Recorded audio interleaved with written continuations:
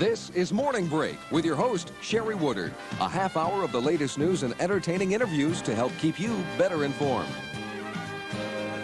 If you're one of those people who have made the wise choice not to smoke, well, there is some new evidence this morning that those smoking around you can be adversely affecting your health. More in this report. The National Academy of Sciences spent a year looking at the effects of cigarette smoke on non-smokers, what's known as passive smoking, and it concludes the consequences are much more serious than watering eyes and clothes that smell of tobacco. Chronic exposure to environmental tobacco smoke clearly is harmful to small children, and parents should take steps to eliminate it from their environments. The non-smoking spouse of a person who smokes is 30% more likely to develop lung cancer, according to the report. And children, especially infants of parents who smoke, are twice as likely to develop pneumonia, bronchitis, and other lower respiratory infections. The report was compiled at the request of the Environmental Protection Agency and the Department of Health and Human Services. But the report is less conclusive on the effects of secondhand smoke on older children or diseases other than lung cancer in adults. Scott Staff of the Tobacco Institute put the best face on those results, saying the report showed fewer ill effects than past studies. Is that this report does not reach the conclusion that occasional exposure to environmental tobacco smoke poses a risk to non-smokers. In fact, and this is very important, the report makes no finding about environmental tobacco smoke in the workplace or public places. Except for keeping infants and toddlers away from smoke, members of the Committee on Passive Smoking refused to make any other recommendations. Carol Cook, CNN, Washington.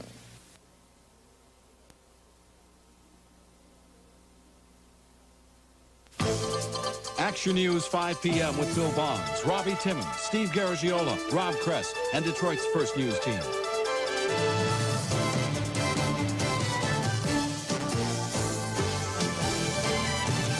Well, the 10th annual Great American Smokeout is on for tomorrow, but this year that event, that day, appears to be causing more controversy than in previous years. People all over America are being bombarded with buttons and stickers and handouts and one-liners, pro and con, on whether or not people should smoke. Non-smokers can be seen tomorrow wearing stickers that read, "Kiss me, I don't smoke." Elsewhere, you may see handouts with sayings like, "The Great American Smoker." Well, behind all of this media, advertising industry hype, I guess, an industry that pumped $31 billion into America's economy in 1983, and the American Cancer Society, health experts claiming 15,000 people die every year in Michigan alone due to smoking-related problems. So we thought we'd bring the two sides together today, and up front, Donald Tocco of the American Cancer Society and Aline Roberts of the Philip Morris Tobacco Company. Thank you, Ms. Roberts. Thank you, Mr. Tocco, for being with us. We did this story last night. Robbie Timmons did, matter of fact, at 11 o'clock, and we were kind of surprised at the kind of publicity, the kind of stickers, the kind of campaign that the Philip Morris Company is conducting when there are so many people convinced that smoking cigarettes kills people.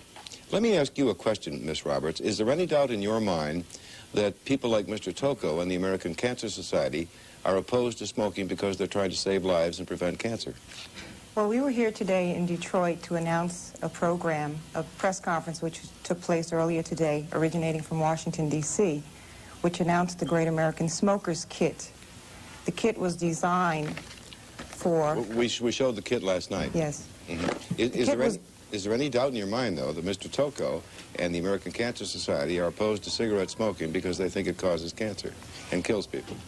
Well, that's not basically what we were here to tell. We were here to give a message concerning the idea of individual choice on the part of smokers, those 60 million smokers who decide to smoke and who do not want to participate in the Great American Smokeout. Well, there is no question, Ms. Roberts, that Americans have the right to smoke or not to smoke. Why do they need the Philip Morris Company to remind them?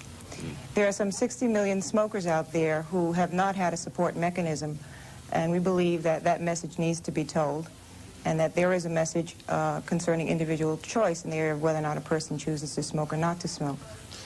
Well, Ms. Roberts, I really, and I don't know if you're being evasive on purpose or whether you don't understand my question, so let me switch over to Mr. Tocco. Mr. Tocco, is there any question in your mind that your primary purpose here is to save lives and that Philip Morris's primary purpose is to make money? That is clearly our position, Bill, and it's our hope to educate the people who are interested in knowing what the stats are, what the statistics are today, And we feel that there are many people who really just don't know what the facts are. Oh, come on, Mr. Tocco. Come on. Well, You mean that most Americans haven't heard that the American Cancer Society says, look, smoking cigarettes causes cancer, it causes high blood pressure, it hurts the arteries, it hurts the kidneys. Come on now, who doesn't know that? People 2 and 3 years old? Well, no, we're talking about, there are a lot of young people, Bill, and if you look on the street corners, by the thousands, young people today more than ever have taken up the habit. Young people whose grandfathers, grandmothers, mothers and fathers, brothers and sisters have died of lung cancer, and they don't know that smoking cigarettes is bad for them? Well, the awareness, the conscious awareness, Bill, young people are intelligent, and we want to appeal to that intelligence. And would any intelligent person take up a habit that, in fact, at some point in time we're absolutely certain will kill them or impair them dramatically? Well, if Mrs. Roberts or Miss Roberts is right, there are 60 million kind of dumb Americans who do. Is that right, Miss Roberts? There are 60 million American adults who Smoke. we believe that they are intelligent individuals. We do not take for granted the individual's intelligence. We like to believe that everybody can make a decision once they have information, and as adults determine what they choose to do based on the information that they receive. Okay, I've tried to play the devil's advocate here, asking what I thought were kind of tough questions of each of you so I could be right down the middle. Let me put it this way. Would Philip Morris be doing what it's doing today if the American Cancer Society were not simultaneously trying on this day to get millions of Americans to stop smoking? Anyone? Take a shot. Who wants it? Well, we had a press conference about last year, and prior to that, the Tobacco Institute held press conferences. And then during those press conferences and following, we received reports that smokers had been harassed and embarrassed during that time. And we felt from those responses, we had taken the position that smokers who wish to smoke and not participate in that program have the right to do that. And we're representing the 60-some-odd million smokers who take that view. Would you kind of agree with Ms. Roberts, Mr. Tocco, that if 60 million Americans want to smoke, they have a constitutional right to do it, and frankly, it's none of your business? We have no problem with that. Bill, there's an interesting statistic.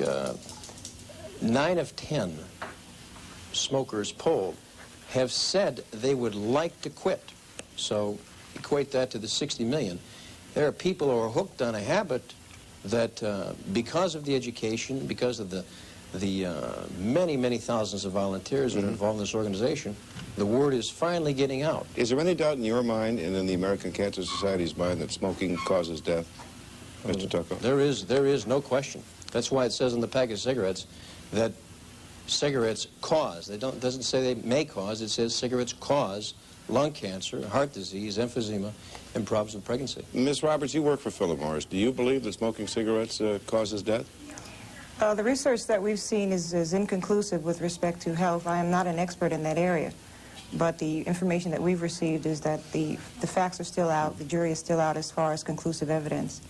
What are all these doctors, airheads, don't know what you're talking about? Is that, I mean, who are all these doctors in America who are saying that smoking cigarettes causes lung cancer and kills people? I mean, there are varying views on that whole point, and we're not here to debate that. I'm not an expert in the field of medicine and science and technology. Do you smoke?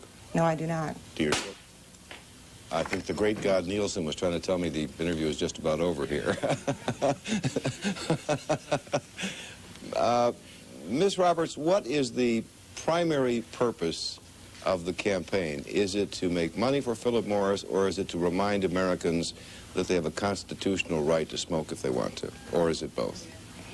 Our purpose here is to get the message across that individuals have a choice as adults, and if they choose to smoke, we expect that they should not be harassed or bombarded with embarrassing statements or accusations, and that as American citizens, adults, they have the right to choose whether they wish to smoke or not. Yeah, that's pretty tough to argue with, isn't it, Mr. Tocco?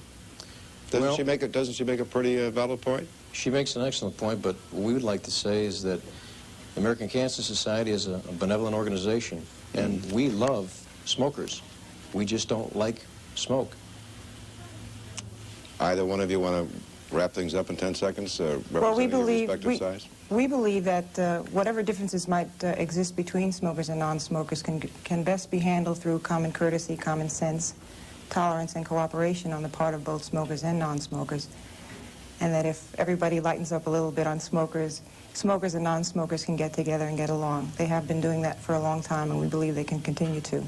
Okay, Mr. Tocco, 10 or 15 seconds, wrap it up here. We would like to encourage those 60 million smokers to give themselves a break tomorrow, and we hope that that might be the catalyst that will lead them to non-smoking clinics so they can live long, happy lives so we can continue to love them.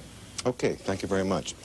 The American cigarette companies, tobacco companies, did $31 billion worth of business last year, and I guess what we heard today is that Philip Morris believes that Americans have a right to smoke if they want to. The American Cancer Society thinks that Americans shouldn't smoke because the American Cancer Society is convinced that smoking kills people. It is a one-day event, this great American Smokeout, where smokers are urged to give up cigarettes and other kinds of tobacco for 24 hours in the hopes that they can permanently quit. According to the American Cancer Society, a record 23 million Americans tried to kick the habit for a full 24 hours last year. Less than 10% made it. If you're one of those who are going to try, good luck. I am. Robbie?